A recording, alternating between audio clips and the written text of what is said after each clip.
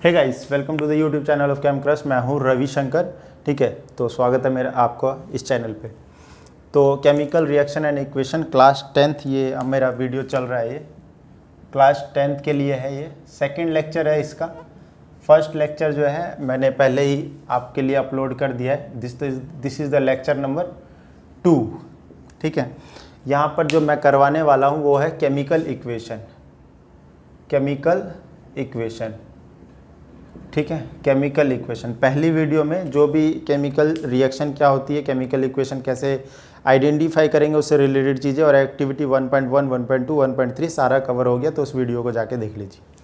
तो chemical equation क्या होती है? ये केमिकल इक्वेशन, तो केमिकल इक्वेशन वो इक्वेशंस होती है जो कि एक केमिकल चेंज को दिखाया है ना। तो इस तरीके से देखो, a reaction which indicate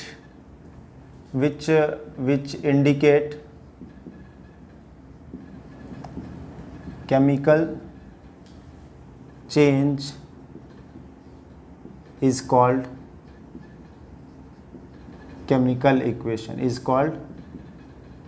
equation। तो देखो यहाँ पर ये केमिकल इक्वेशन हो जाती है। फॉर एग्जांपल मैं एक छोटा सा एग्जांपल लेता हूँ। देखो, मैग्नीशियम ऑक्साइड, तो मैग्नीशियम प्लस ऑक्सीजन, तो ये देख रहे हो, ये मैग्नीशियम ऑक्साइड बन गया। अब ज़रा ध्यान से देखो, ये जो साइन जो आपके पास यहाँ पे ये साइन जो दिख रहा है, ये साइन का नाम है गिव्स। ठीक है, इसको बोलते हैं गिव्स राइज टू। ठीक है, तो मैग्नीशियम और ऑक्सीजन रिएक्ट कर, it gives rise to magnesium oxide. ठीक है, तो केमिकल इक्वेशन में जो इस एरो के लेफ्ट साइड में होता है बेटा, इसको बोला जाता है रिएक्टेंट। और इस साइड में जो बनता है इसको बोलते हैं प्रोडक्ट। कोई ज़रूरी नहीं कि प्रोडक्ट एक ही हो, प्रोडक्ट एक भी हो सकते हैं, दो भी हो सकता है, तीन भी हो सकता है, मगर एक तो रहेगा ही। ठीक है, तो दो यहाँ पे दो रिएक्टेंट जो रिएक्ट करके एक प्रोडक्ट फॉर्म कर रहे हैं, तो ये चीज़ ध्यान रखना है। उसके अलावा इनका ना स्टेट को मेंशन करना होता है। स्टेट मतलब ये सॉलिड, लिक्विड, गैस किस स्टेट में पाया जाता है। तो देखो, मैग्नीशियम सॉलिड होता है। जनरली जो मेटल होते हैं वो सॉलिड होते हैं। ऑक्सीजन गैस है और मैग्नीशियम ऑक्साइड भी एक सॉलिड है, राख है ना, राख। तो मैग्नीशियम ऑक्साइड भी सॉलिड है। इसके अलावा इनको बैलेंस करना होता है। ठीक है, तो अब देखो जो बैलेंसिंग है उसका मैं बता देता हूँ। बैलेंसिंग क्यों करते हैं? ठीक है, सबसे पहले तो बैलेंसिंग, ठीक है, बैलेंसिंग होती क्या है वो, ठीक है, वो तो बात की बात है। करते ही क्यों है? Why need. ठीक है, तो वाई नीड, देखो यहाँ पे दो रीज़न दूंगा मैं। दो रीज़न दूंगा कि बैलेंसिंग क्यों रिक्वायर्ड है। एक तो देखो, सिंस जो एटम वगैरह जो है ना, एटम ना तो नए एटम बनते हैं और ना को एटम डिस्ट्रॉय होता है, तो इसलिए ठीक है, नो न्यू एटम फॉर्म और destroyed during any chemical change। ठीक है, तो ना तो कोई नया एटम बनता है ना डिस्ट्रॉयड होता है, इसलिए हमें atom, number of atom reactant side में बराबर होने चाहिए। Number of different kind of atom should be equal. ठीक है, मीन्स है ना, therefore number of all kind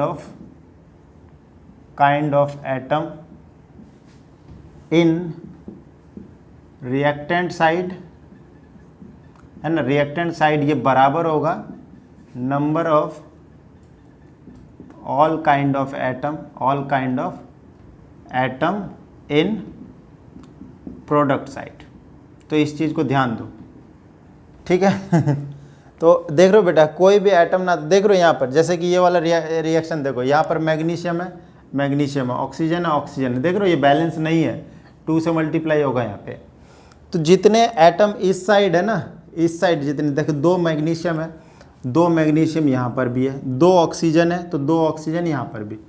तो कहने का मतलब ये है कि जितने एटम और अलग अलग टाइप के लेफ्ट साइड में होगा उतने ही होंगे प्रोडक्ट साइड में। इस चीज़ का ध्यान देना है। इसी वजह से केमिकल रिएक्शन को बैलेंस करने की ज़रूरत पड़ती है। दूसरा, law of conservation of mass, law of conservation of mass. ठीक है, इसका मतलब ये होता है कि देखो मास को ना तो क्रिएट किया जा सकता है और ना ही destroy. Mass can not be created बेटा जी, नीदर बी डिस्ट्रॉयड। ठीक है, अभी मतलब mass can not be created neither be destroyed. Mass को ना तो क्रिएट किया जा सकता है ना तो डिस्ट्रॉय किया जा सकता है। ठीक है, कोई बच्चा तुम में सोचे कि यार एक आदमी पहले मोटा हो जाए फिर पतला हो जाए, पहले तो उसने मास को क्रिएट किया फिर डिस्ट्रॉय किया, वो मतलब नहीं होता वहाँ पे। ठीक है, वो अगर ओवरऑल देखेंगे तो मास कभी भी जो क्रिएट नहीं होता। अब तुम यही देखो ना तो एटम को क्रिएट और डिस्ट्रॉय नहीं किया जा सकता, और everything in this universe is made up of atom. सभी चीज़ें एटम से ही मिलके, क्लास 9th में आपने पढ़ा होगा, सभी चीज़ें जब एटम से मिलके बना हुआ है और एटम को ना तो बनाया जा सकता ना डिस्ट्रॉय किया जा सकता, तो मास कैसे क्रिएट और डिस्ट्रॉय किया जा सकता है। ठीक है, तो ऐसा मतलब केमिस्ट्री में 99.99% जो केसेस है वहाँ पर यही फॉलो होता है। एक दो जगह जो एक न्यूक्लियर केमिस्ट्री का पार्ट आता है, क्लास 12th में वो पढ़ाई जाती है आपको फिजिक्स में, तो वहाँ पे देखते कि थोड़ा बहुत जो मास डिफेक्ट का कॉन्सेप्ट आता है। ठीक है, तो उस जगह है, बाकी अदरवाइज़ यहाँ देखें तो नीड क्यों है, आपको ये 2 पॉइंट्स लिखने होते हैं। ठीक है, तो बैलेंस केमिकल इक्वेशन होता क्या है, what is balance chemical equation, what is balance chemical equation. Balance chemical equation वो इक्वेशन होती है जिसमें रिएक्टेंट और product side, balance chemical equation वो इक्वेशन होती है जिसमें देखो रिएक्टेंट और प्रोडक्ट साइड में नंबर ऑफ एटम और टाइप्स ऑफ एटम सब बराबर हो, है ना। Number of atom and their types are equal. ठीक है, इसके लिए मैं एक एग्जांपल ले लेता हूँ। ठीक है, जैसे कि यहाँ पे देखो एक एग्जांपल यही वाला ले लेता हूँ मैं, जिंक प्लस में H2SO4 ZnSO4 H2, यहाँ पे देखो ये बैलेंस दिख रहा है। ठीक है, बिल्कुल बैलेंस है। तो यहाँ पे देख लो कितने टाइप्स के एटम है, यहाँ पे देखो एटम देखो इधर, तो एक है आपका जिंक है, हाइड्रोजन है, सल्फर है, ऑक्सीजन है, और यहाँ पे देखो रिएक्टेंट साइड में लिखूंगा यहाँ पर, और इधर देखो प्रोडक्ट साइड में। ठीक है, तो यहाँ पे देखो 1 2 1 4 है ना, 1 2 1 4।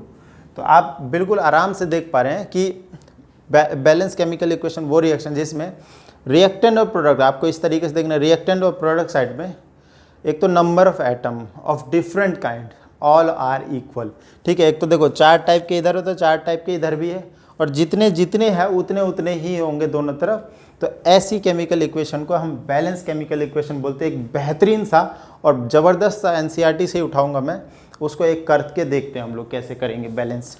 एक करूंगा, आप अप्लाई करना। अगर कोई डाउट आता है तो कमेंट बॉक्स में आप लिख सकते हो, तो मैं नई वीडियो या फिर कमेंट सेक्शन में उसका आपको आंसर दे दूंगा। ठीक है, जैसे कि एक यही वाला ले लेते हैं, आयरन प्लस, मैं आपको तरीका बताऊंगा तो उसको आप लोग अप्लाई करो। ठीक है, तो यहाँ पर देखो बेटा जी एटम देखो कौन कौन सा है। एटम है आपके पास आयरन, हाइड्रोजन और ऑक्सीजन। ठीक है, रिएक्टेंट साइड में देखो कौन कौन है, रिएक्टेंट और प्रोडक्ट।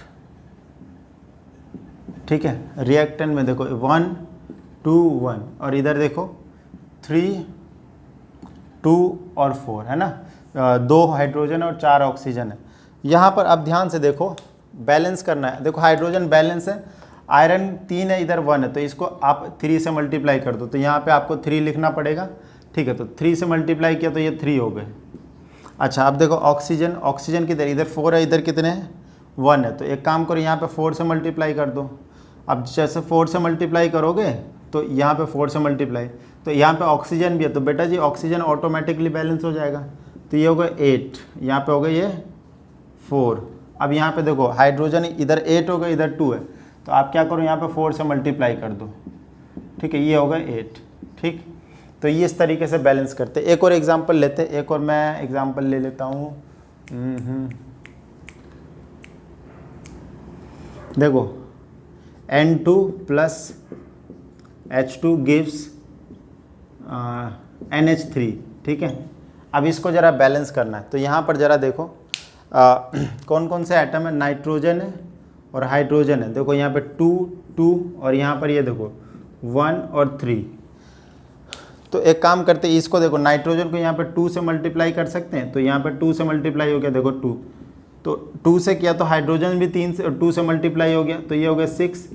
और यहाँ पे 6 लाने के लिए इसको जो है आप 3 से मल्टीप्लाई करो ऐसे, तो इस तरीके से ये भी हमारा बैलेंस हो गया, ठीक है। चलो एक और हम एग्जाम्पल लेके देखते हैं, एक और बहुत ही बढ़िया एनसीईआरटी का ही ले लेते हैं, इन टेक्स्ट का।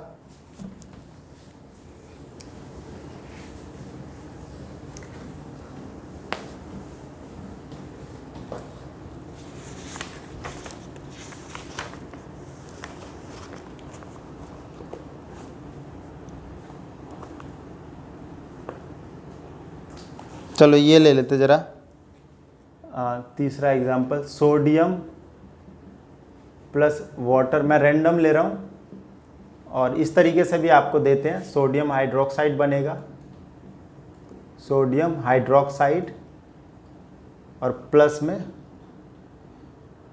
हाइड्रोजन। देखो सोडियम को हम Na से रिप्रेजेंट करते हैं, वाटर को H2O से, सोडियम हाइड्रोक्साइड NaOH और प्लस में वाटर हाइड्रोजन। तो यहाँ पर ज़रा ध्यान दो, बहुत आसान है, कुछ भी मुश्किल नहीं है। तो आप इधर देखो एटम बेटा जी कौन कौन से है, तो आप बोलोगे सोडियम है, हाइड्रोजन है और ऑक्सीजन है। तो देखो रिएक्टेंट साइड में, और यहाँ पे लिखेंगे प्रोडक्ट साइड। देखो सोडियम 1 है, हाइड्रोजन 2 है, ऑक्सीजन जो है 1 है।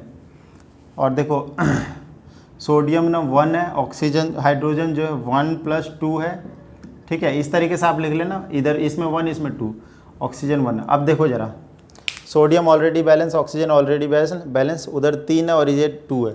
तो एक काम करो, इसको जो है आप 2 से मल्टीप्लाई करो तो 4 हो गए। तो यहाँ पर हाइड्रोजन को 2 से किया तो बेटा जी ऑक्सीजन बैलेंस मल्टीप्लाई हो गया यहाँ पे, तो ऑक्सीजन हो गए 2 अब, ठीक है। अब ज़रा देखो यहाँ पे ये बैलेंस नहीं है, ठीक है, तो इसको भी 2 से कर दो। तो ये क्या था, इसको आपने 2 से किया है, तो 2 से किया है तो हाइड्रोजन के साथ में सोडियम भी मल्टीप्लाई हुआ है और ऑक्सीजन भी मल्टीप्लाई हुआ है, ठीक है। तो ऑक्सीजन तो बैलेंस हो गया, सोडियम को करने के लिए आप 2 से इसको मल्टीप्लाई कर दो, तो देखो बैलेंस हो गए सारे, यहाँ पे 2 से मल्टीप्लाई किया है, ठीक है। तो आप देख पा रहे हो कि सब क्या है, बैलेंस हो गए हैं, ठीक है। बहुत आसान है, आप इसको ट्राई कर सकते हो। और भी अगर आपसे नहीं हो पाते तो प्लीज़ आप जो है ना कमेंट करके बताइए मेरे को कि आपको समझ में आ रहा है कि नहीं आ रहा है, और नहीं आ रहा है तो कहाँ पे दिक्कत है वो भी आप लिखिए उसमें, ठीक है। तो इस वीडियो में इतना ही। Thank you so much.